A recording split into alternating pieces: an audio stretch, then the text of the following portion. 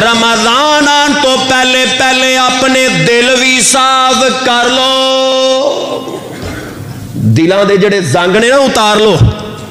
ए दिलों च जड़े कीने लैके फिर रहे हो ना, बुग़्ज़ ते नाराजगी लैके फिर रहे हो, अगर कोई तेरे तो नाराज है तो उन्होंने मना लै। अगर तू किसी ते जुल्म कीता है रब वास्ते उहदे कोल माफ़ी मंग लै। ते जे अगर तेरे ते किसी ने जुल्म कीता है आजज़ बन जा, इनकसार बन जा, उन्होंने रब वास्ते मुआफ़ करना तेरा काम है। रब रमज़ान दे एक एक घड़ी का मुल पा के रख देगा। सुक्की चुदराहट लैके नहीं फिरना, ला मैं चौधरी तो मैं माफ़ी मंगा, मैं चौधरी तो मैं लैके खाना ना ना मेरे वीरा। और राजी करना अर्श वाले ऐलान हो, और जिसे जो रब नू राजी करने वास्ते आजज बन जाएगा।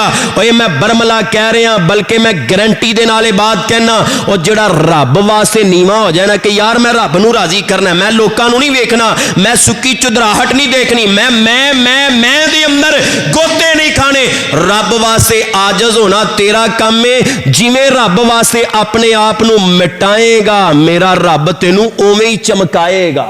अपने दिल पकीज़ा कर लो, पाक कर लो। अगर रोजे चाहते हो अल्लाह कबूल कर लै।